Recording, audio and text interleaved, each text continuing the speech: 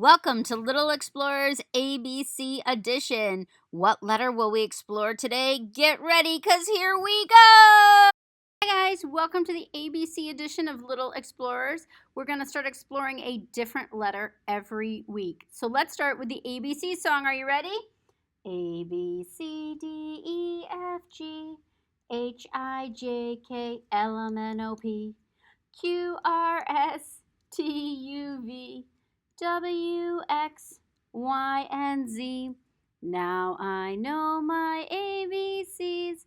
Next time, won't you sing with me? What letter do you think we'll do today? Today we're going to talk about the letter Y. Yoko yaks, yakety yakking.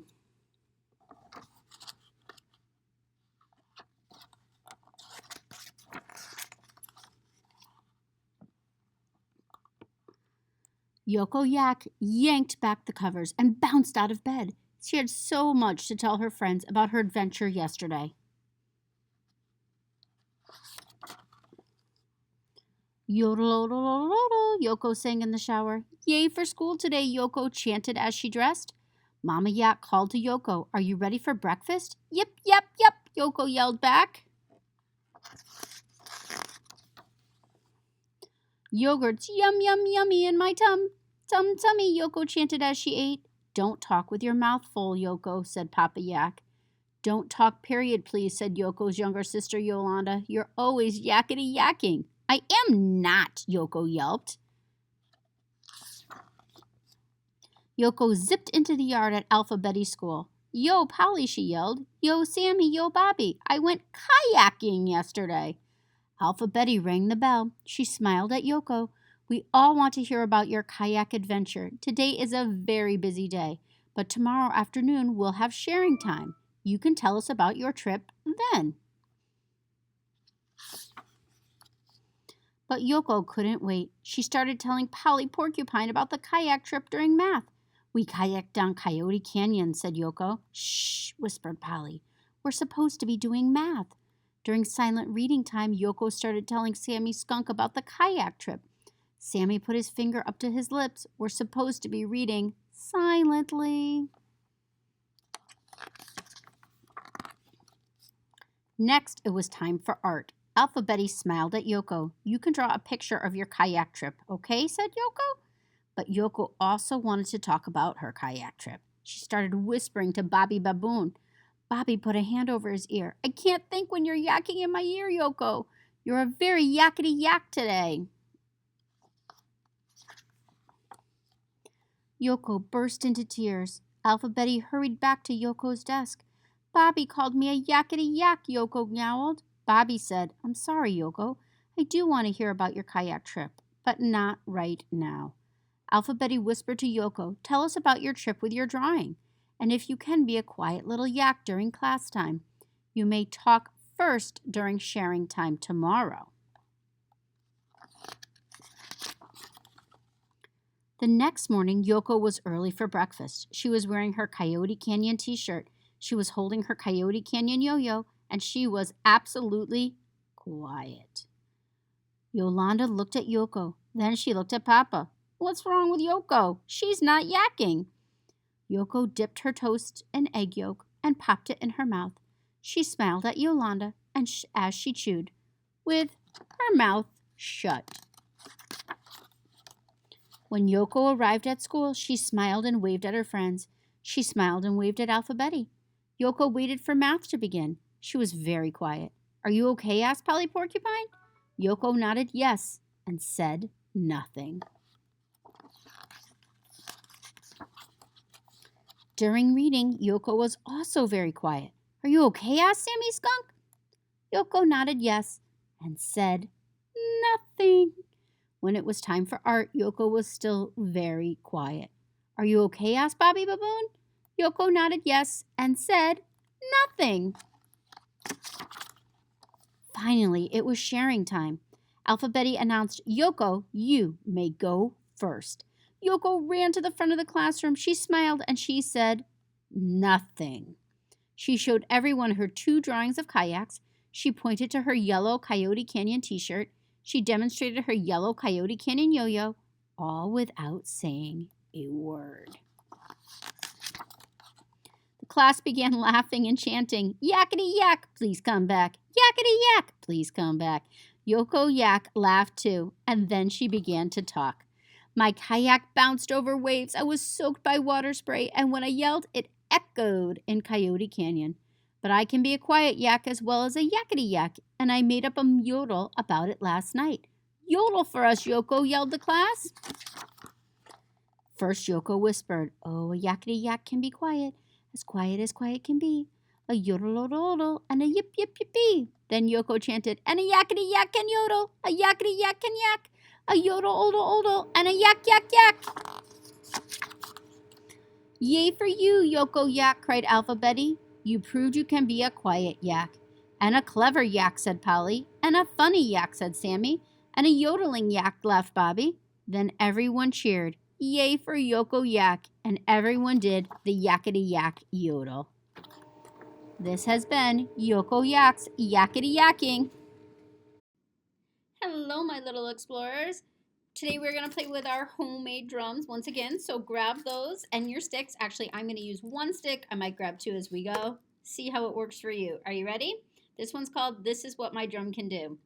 This is what my drum can do, drum can do, drum can do. This is what my drum can do, can your drum do it too? My drum can play really fast. Can your drum do it too?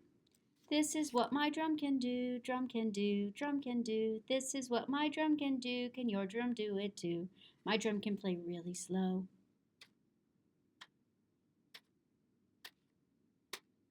This is what my drum can do, drum can do, drum can do. This is what my drum can do, can your drum do it too? My drum can play really loud. Can your drum do it too? This is what my drum can do, drum can do, drum can do. This is what my drum can do, can your drum do it too? My drum can play really soft. Can your drum do it too? This is what my drum can do, drum can do, drum can do. This is what my drum can do, can your drum do it too? My drum can bring me a lot of fun, whether it's loud, soft, fast, or slow. Can your drum do it too? My XYZ Soundbox by Jane Moncure.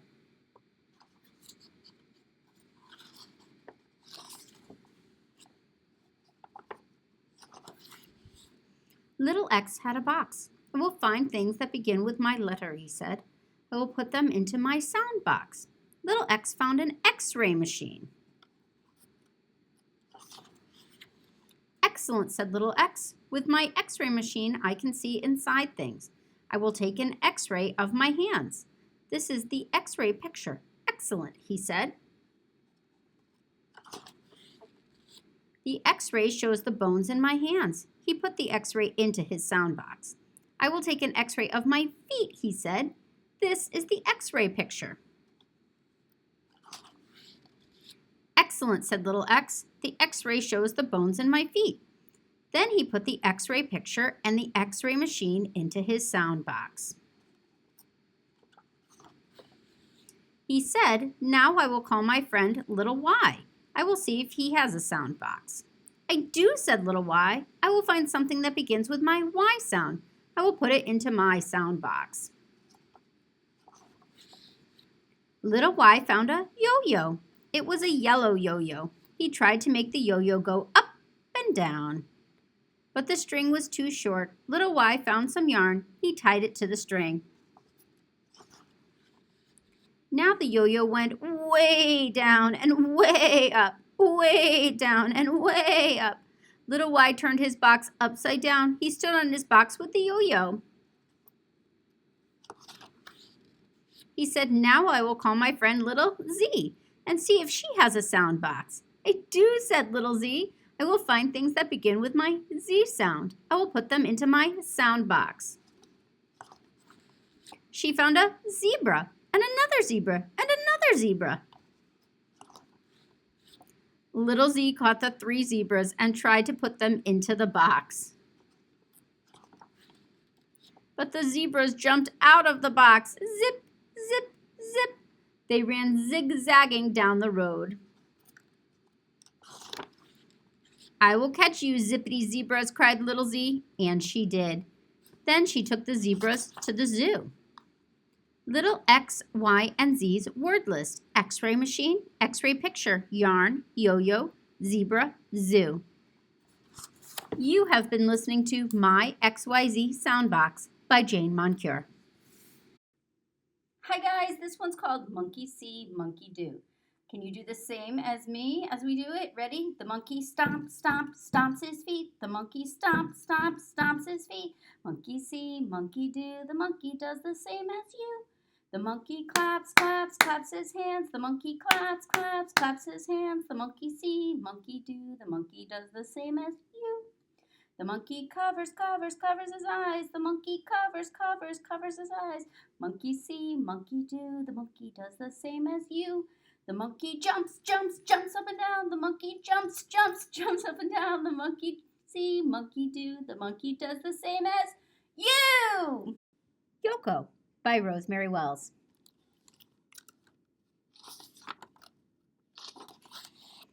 "What would you like for lunch today, my little cherry blossom?" asked Yoko's mother. "All my favorite things, please," answered Yoko. Yoko's mother spread steamed rice on a bamboo mat. She rolled up a secret treasure inside each piece. Then she packed it all in a willow-covered cooler.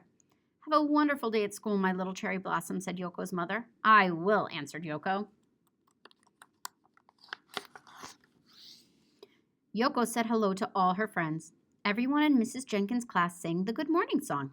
At noon, Mrs. Jenkins rang the lunch bell. "Lunch boxes out and open, please, boys and girls," said Mrs. Jenkins. Timothy unwrapped a peanut butter and honey sandwich. Valerie had cream cheese and jelly.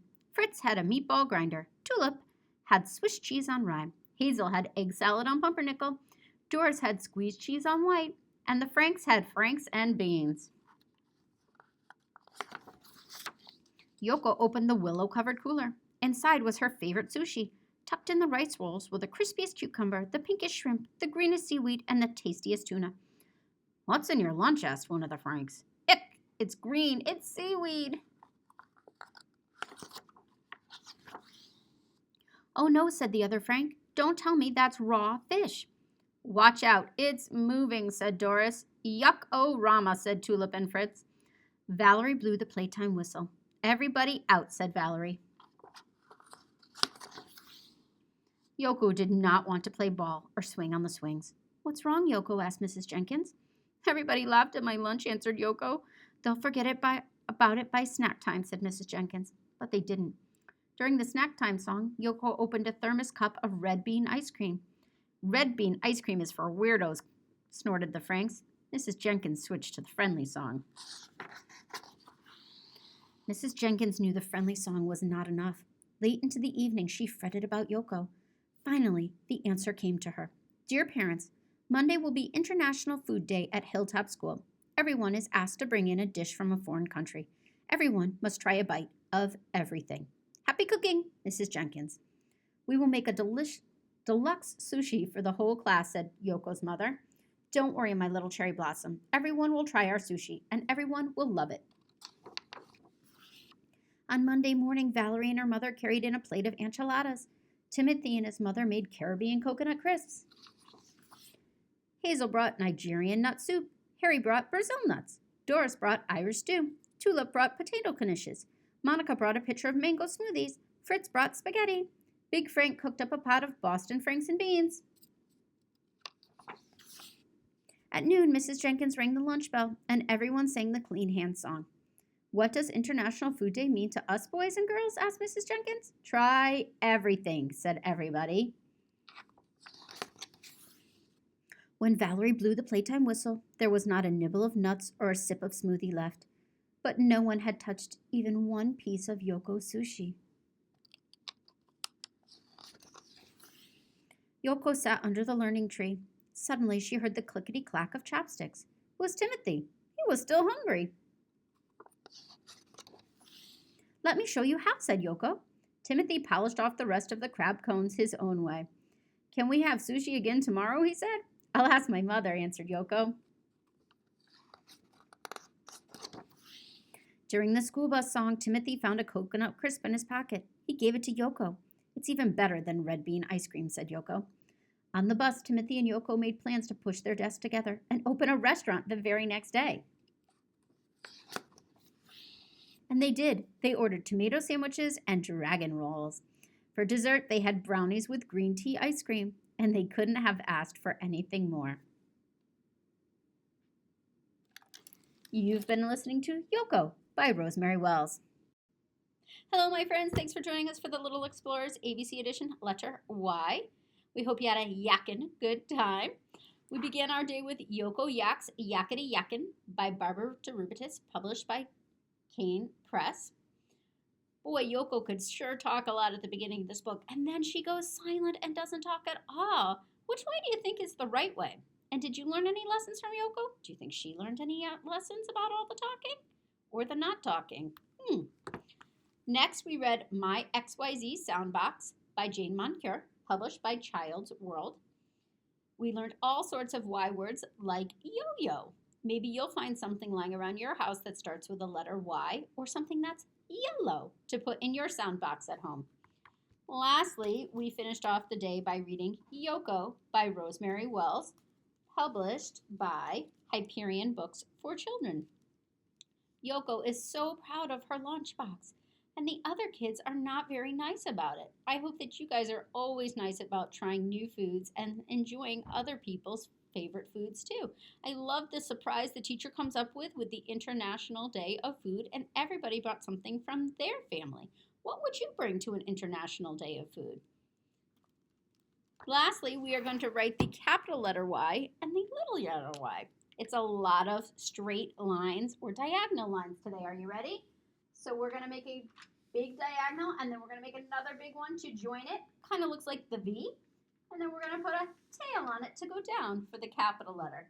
And for the little letter, we're going to start lower and do a diagonal, and then one big diagonal down. Thanks for joining us for the Little Explorers ABC edition today. We studied the letter Y today. I'm going to color mine in blue on my letter map. If you're working on a letter map at home, pick any color you want. But we're really starting to fill it in now. Thank you so much for joining us.